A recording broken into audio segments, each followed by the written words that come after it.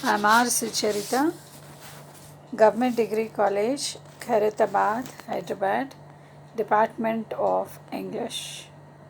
So, we have done Benares Part 2 in the previous video, and in this video, we are going to do the last part, that is Benares Part number 3, which is written by Aldous Huxley. So you can see Aldous Huxley picture on the slide. He is Aldous Huxley. So he is an English writer, novelist, and philosopher. We have seen in the introduction. So, in spite of the serpent, the sun was uncommonly hot on our backs. After a couple of hours on the river, we decided that we had had enough and landed. The narrow lines that lead from the ghats to the open streets in the center of the town were lined with beggars, more or less holy. They sat on the ground with their begging bowls before them. The charitable, as they passed, would throw a few grains of rice into each of the bowls.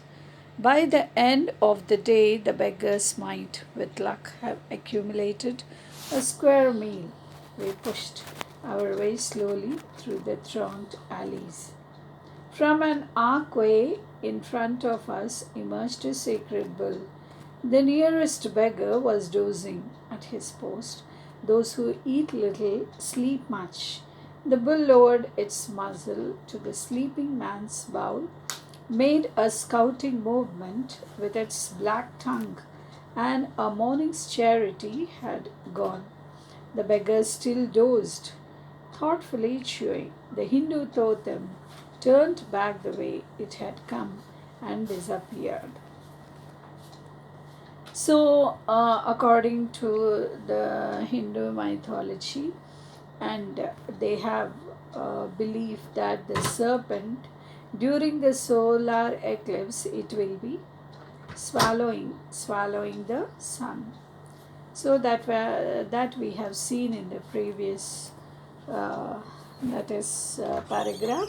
So, in spite of the sermon, the sun was uncommonly hot on our backs. So, here you can see the picture of Benares. You can see the picture of Benares here, and you can see this big barge to here.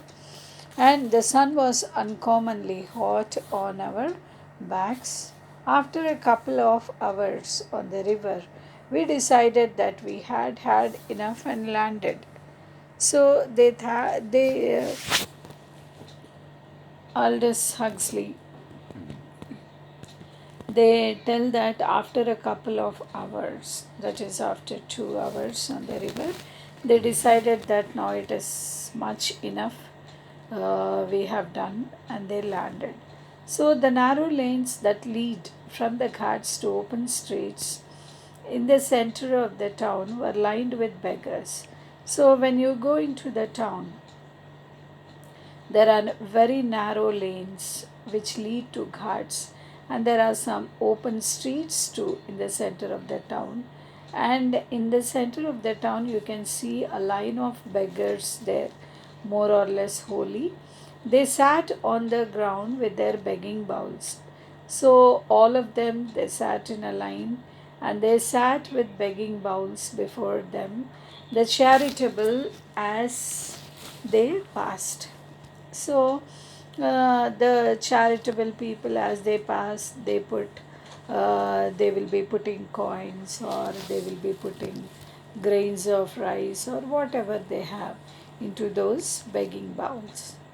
Would throw a few grains of rice into each of the bowls. So here we see the people who are passing by, they are throwing few grains of rice into those begging bowls. By the end of the day, the beggars might, with luck, have accumulated a square meal.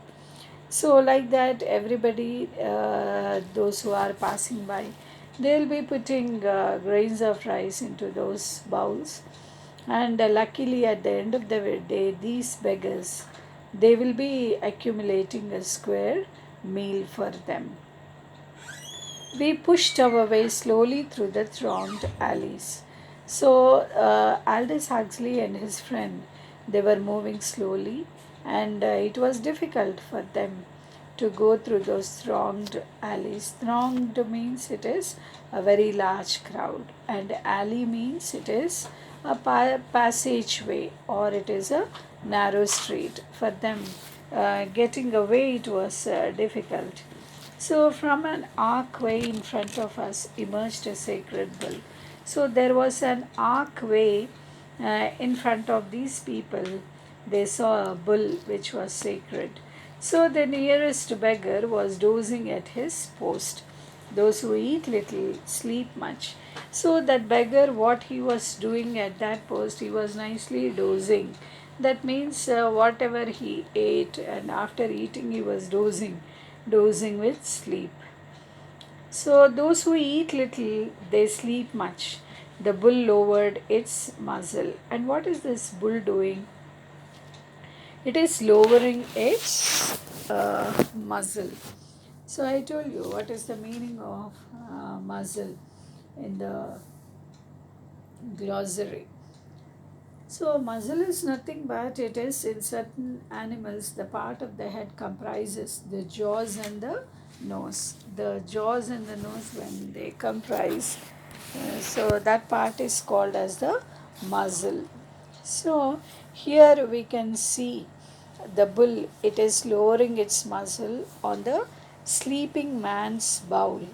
So the beggar, he nicely had his meal, and as he was dozing, what is this animal doing?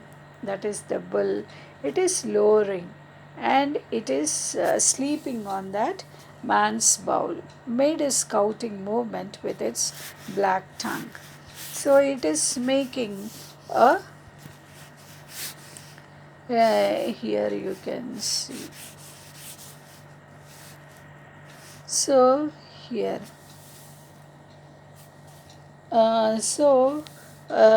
made a scouting movement with its black tongue, and a morning charity had gone. And then the beggar still. So, like that, it was nicely licking the bowl, the beggar's bowl. So, like that, a morning charity is done to that animal. The beggar still dozed. The animal, it came, it ate, and then it went away. And what is the this beggar doing? He is still dozing. That means he is still in his sleep, thoughtfully chewing. So the Hindu totem turned back the way it had come and disappeared. The Hindu totem means it is the emblem animal of the Hindus.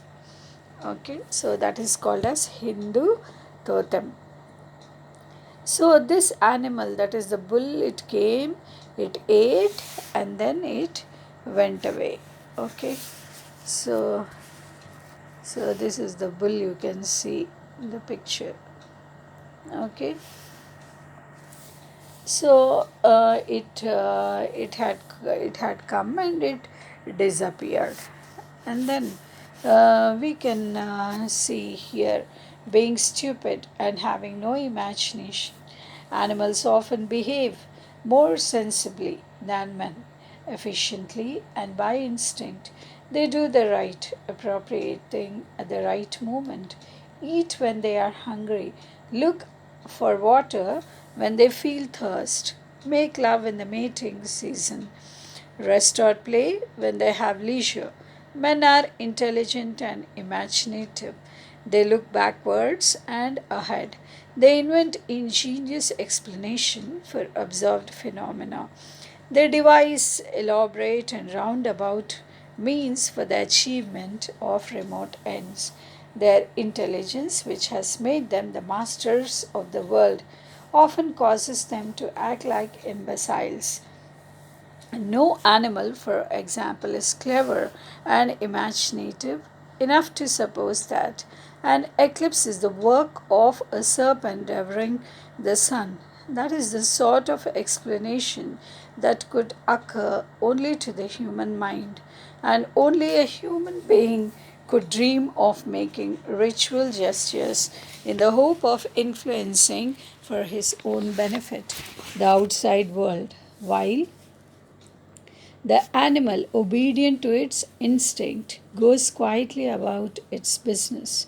Man, being endowed with reason and imagination, wastes half his time and energy in doing things that are completely idiotic.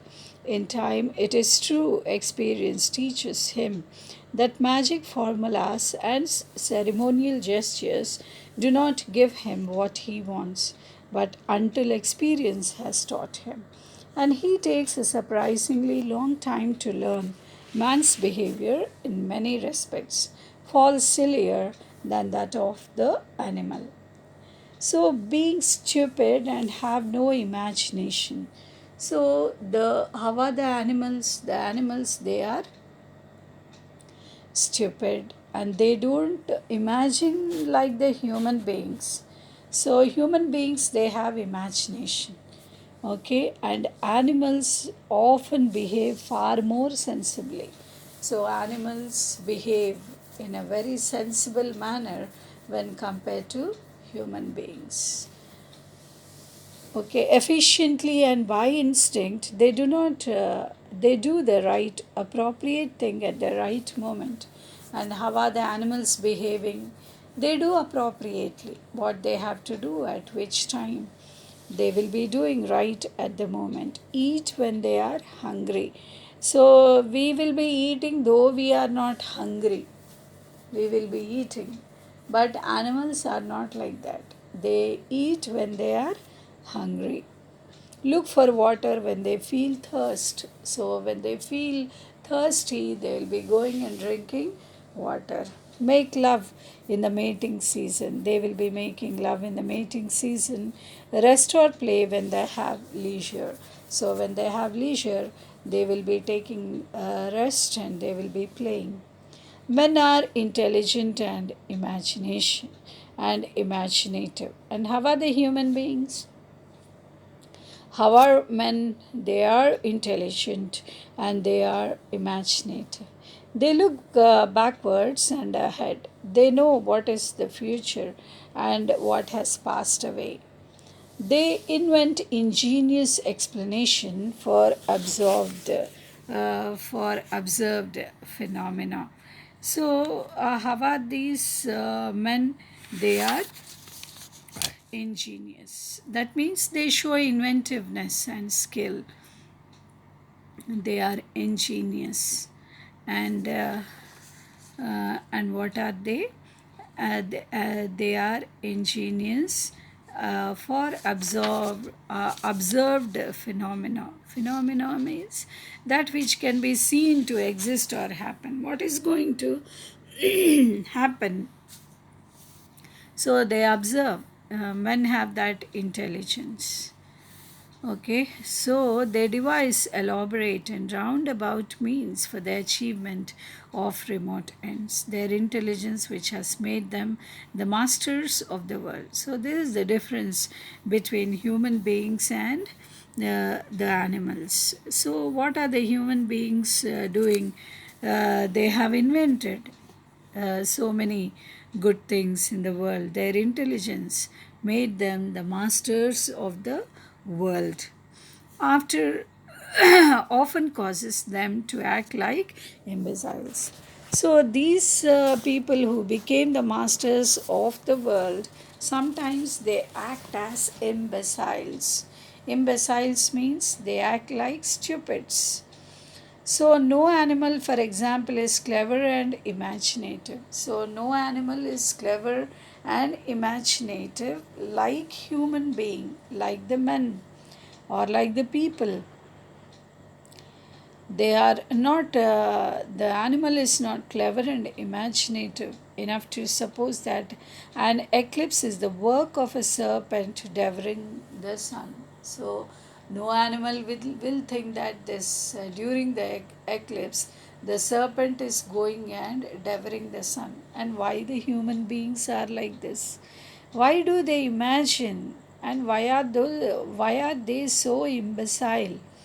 So that is the sort of explanation that could occur only to the human mind. So this sort of imaginations, they only occur to the human minds, and only a human being would dream of making ritual gestures in the hope of influencing for his own benefit the outside world. Okay, so this sort of explanation that will occur only to the human mind, and it is only a human being who can dream of making these ritual gestures in hope of influencing for his own benefits. All these rituals are done for his own benefit, the outside world, while the animal, obedient to its instinct, goes quietly about its business. And how is the animal? It is very obedient and it will be doing its own business. It will be doing quietly its own business. Man being endowed with reason and imagination. Man is endowed, he is gifted with reason and imagination. He wastes half his time and energy in doing things that are completely idiotic. And how are these human beings? How he is wasting his time, how he is wasting his energy on completely idiotic things. He is wasting his time and energy, which is completely idiotic. In time, it is true, experience teaches him that magical formulas and ceremonial gestures do not give him what he wants. So, when you think truly, experience will teach him that magic formulas and ceremonial gestures, they do not give him what he wants, but until experience has taught him, experience will teach a human being, and he takes a surprisingly long time to learn. And through experience, he will be taking a long time to learn. Man's behavior is in many respects far sillier than that of the animal. So Aldous Huxley concludes and he tells that man's behavior, when we observe, it is rather silly when compared to an animal than that of the animal. So I reflected as I watched the sacred bull lick up the rice from the dozing beggars from the dozing beggars bowl, while a million people undertake long journeys, suffer fatigue, hunger, and discomfort in order to perform in a certain stretch of very dirty water certain antics for the benefit of a fixed star 90 million miles away.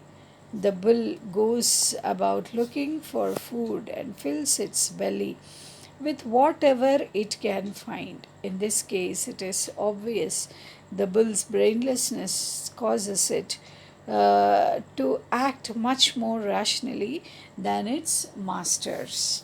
So I reflected as I watched. Now, Aldous Huxley, what is he doing? He is watching that bull, the sacred bull. What is that sacred bull doing? It is licking up the rice from the dozing beggar's bowl. And the million people who are undertaking long journeys, and what are they doing? They are suffering this fatigue, that is tiredness and hunger.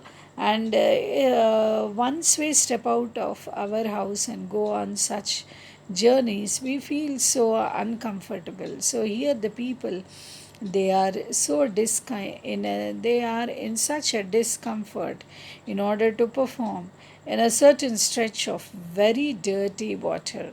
And we have seen they will be bathing in that water, they'll be spitting, they'll be gargling, in that filthy water.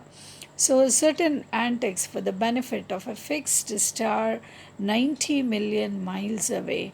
The bull goes about looking for food and fills its belly with whatever it can find. And though when you compare these people and animals, now you see this bull, it will go back and it will be walking miles away, and it will be looking for food, and it will be filling its belly with whatever it can find.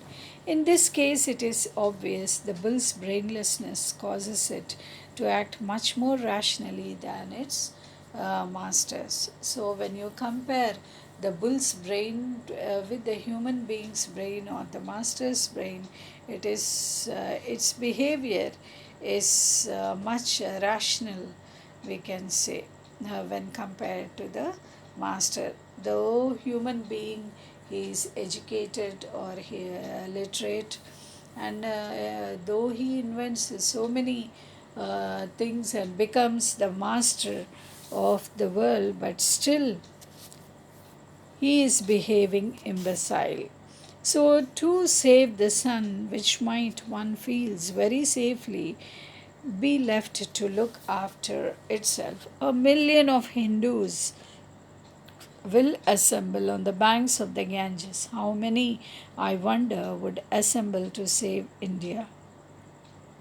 An immense energy which, if it could be turned into political channels, might liberate and transform the country, is wasted in the name of imbecile superstitions. A religion is a luxury which India, in its present condition, cannot possibly afford. India will never be free until the Hindus and the Muslims are as tepidly enthusiastic about their religion as we are about the Church of England. If I were an Indian millionaire, I would leave all my money for the endowment of an atheist mission. So here, Aldous Huxley, to save the sun which might one feels very safely be left to look after itself, a million of Hindus will assemble on the banks of the Ganges, especially on the solar eclipse day. Aldous says that million of Hindus, what are they doing? They are going and assembling on the banks of the Ganges. And how many, he says, how many, I wonder, would assemble to save India? So many people are assembling in order to save India. Immense energy, which, if it could be turned into political channels. So, this immense energy, that is a lot of energy which is unnecessarily spent on these superstitions, when it is turned into political channels, when this immense energy, when it is spent on political channels, might liberate, and it will transform the country. It is going to change the country's scenario. And if it could be turned into political channels, might liberate and transform the country, is wasted in the name of imbecile superstitions. So instead of spending their energies in order to transform India, what are the Indian people doing? They are unnecessarily wasting their time on their time and their immense energy on these imbecile superstitions. That is the stupid superstitions. They are wasting their time. So, religion is a luxury in India. They will be enjoying religion. In the name of the religion, they will be doing all these imbecile things. In its present condition, cannot possibly afford. Actually, India is a developing country when compared with other countries. So, actually, it cannot possibly afford on all these things, but still they are unnecessarily wasting their finances on these, and they are wasting their immense energy and time on these imbecile superstitions. India will never be free until the Hindus and the Muslims are as stupidly enthusiastic about their religion. So, India is full of Hindus and Muslims. And Aldous, he advises that these Hindus and Muslims as tepid means they are lukewarm, okay, enthusiastic about their religion. They are so enthusiastic about their religion. All their enthusiasm should be spent on the development and growth of the country as we are about the Church of England. So, Church of England he is comparing with. So, if I were an Indian millionaire, I would leave all my money.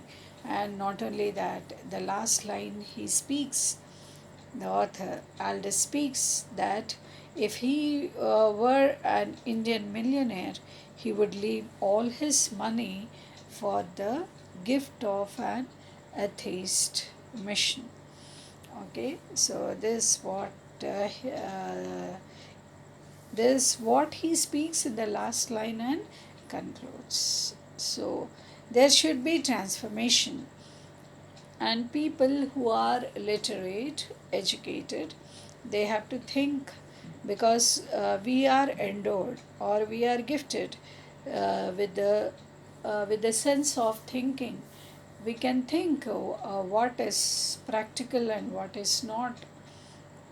So, why unnecessarily spend our time on these imbecile superstitions? And why should we waste our immense energy and time and funds or finances on such imbecile superstitions? We have to think, and we have to put an end or full stop to such superstitions. As educated and literate, India should move forward to better growth. So, with this, we complete Benares. And now we are going to do grammar adjective. So, grammar adjective is on page number 112. So, from your primary school, you are learning what is an adjective. An adjective is a word which adds something to the meaning of a noun. So, that is the general definition of an adjective. So, what is an adjective? An adjective is a word which adds meaning to the noun. Okay, so what is a noun? Noun or a pronoun? Okay, what is a noun? A noun is the name of a noun is the name of a person, place, animal, thing. That is a noun. And what is a pronoun? A pronoun is a word which is used instead of a noun. And what is adjective? Adjective is an adjective describes some aspect of a noun or a pronoun. When an adjective is describing a noun, we say it is modifying it. So when an adjective, when it is describing a noun, that is, it is modifying it. So now, for example, I say she's rosy. Okay, so she's rosy means rosy is what in that sentence? It is a noun. Then Rosie wore a beautiful frock. That means Rosie is a noun and it is adding something to the meaning of a noun. And not only Rosie, but I am speaking about the Rosie's frock, that it is beautiful. Okay, so beautiful is called as adjective because it is uh, adding some meaning to the noun. Ravi wore a black shirt. So black is what? It is an adjective. Sita is the tallest girl in the class. Tallest is the adjective. Okay. And then he is a fat boy. Fat is the adjective. She is as skinny as a toothpick. Okay. Skinny is what? It is an adjective. So, like that.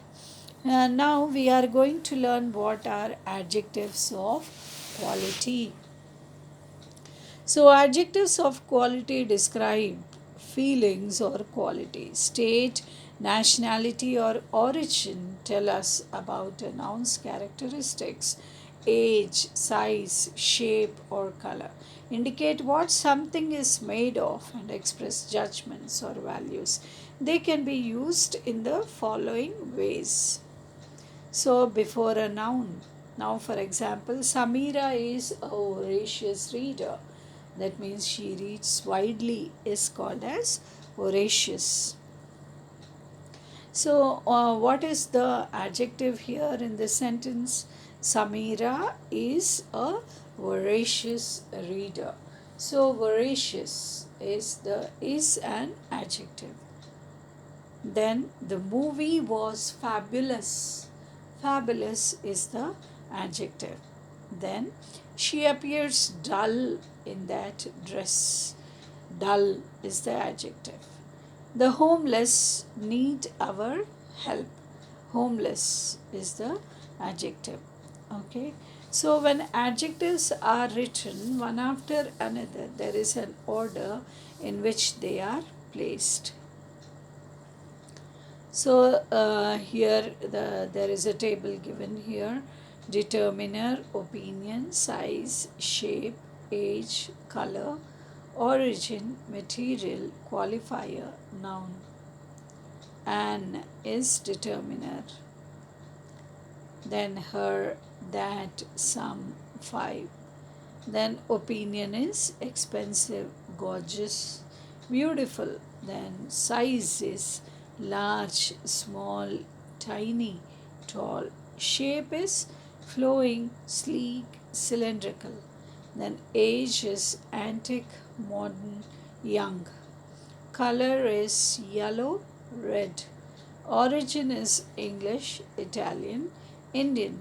Material is wooden, cotton, metal. Qualifier: writing, summer, racing, drinking, cricket.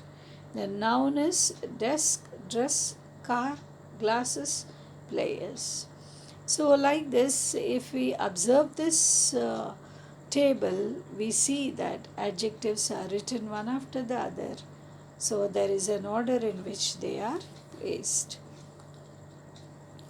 Now, there's an exercise given here where we have to choose the right option and write it in the blank.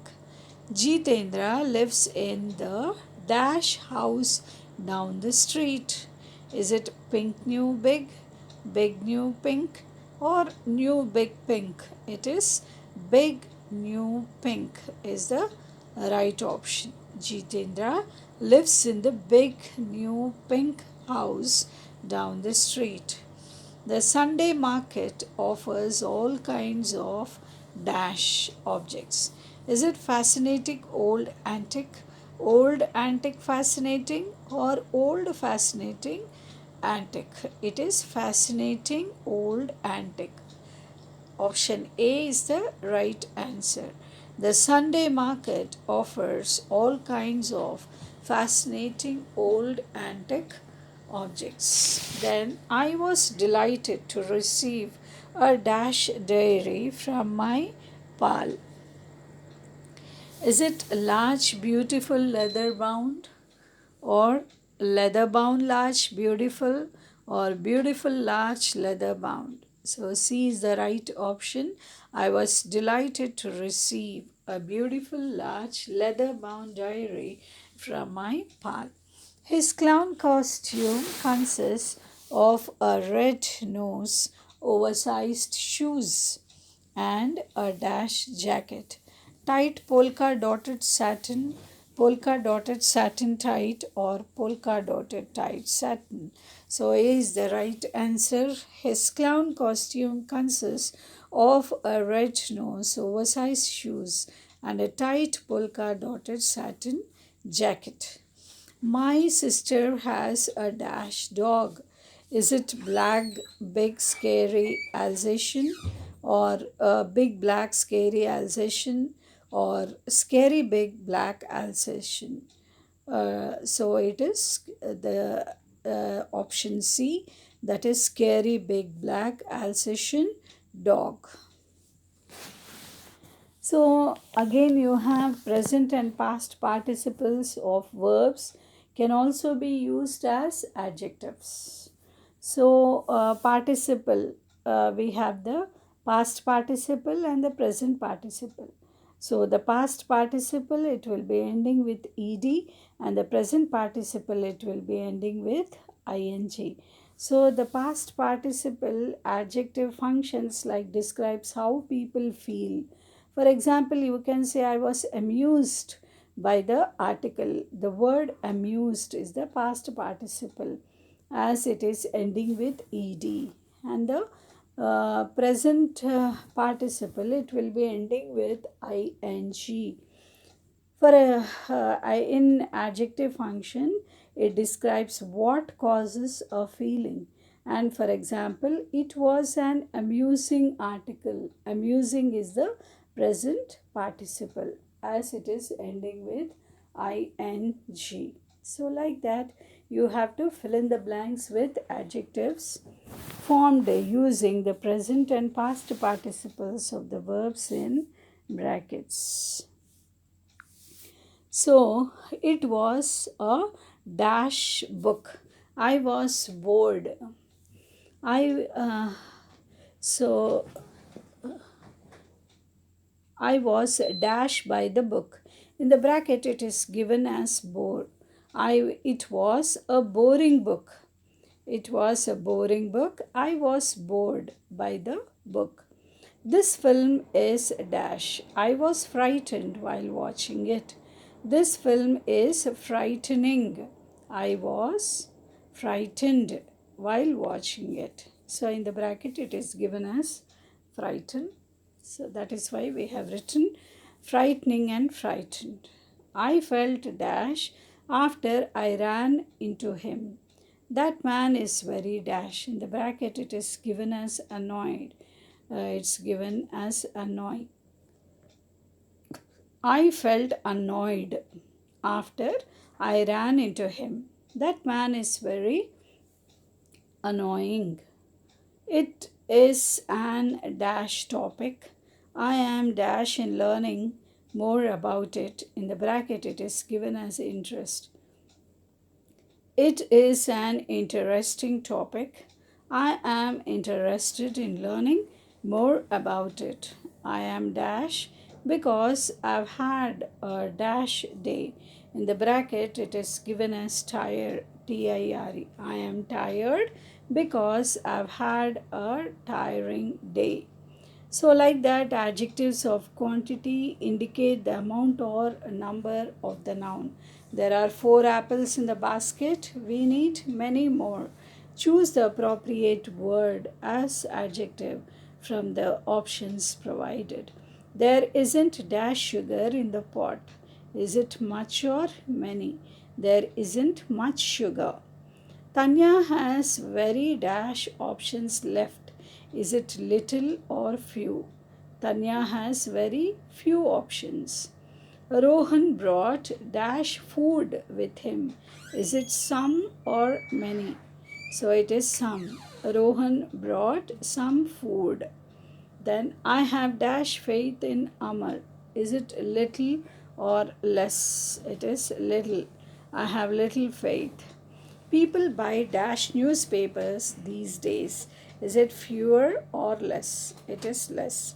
People buy less newspapers these days. Do you have any dash plans? Is it further or farther? It is further plans. Do you have any further plans? I ran pretty far yesterday, but I ran even dash today. Is it father or further? It is father. Father. Of the two shirts, I prefer the dash. Is it later later or latter latter? So it is later later. Sonia arrived at the party later than Srinivas did. The people in the photo are Raju, Sonu, and Manu. The dash is my brother. The last is my brother. Is it last or latter? It is last. So, like that, when we compare two people, places, etc., and say that a quality is not present equally in the two, use the comparative degree of the adjectives. The comparative form is always followed by than, except in some cases such as inferior to and superior to. So, comparative degree generally or usually it will be ending with er. Your pencil is longer than mine. Longer is the comparative degree.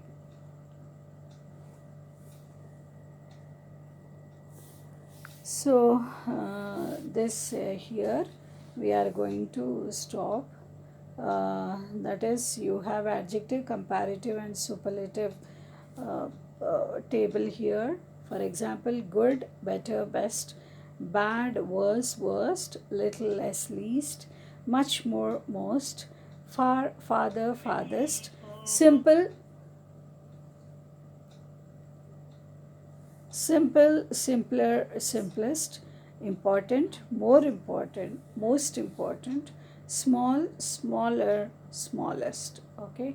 So with this we complete adjective and this an exercise. Try to complete or fill up that exercise. So thank you and we are going to meet in the next video.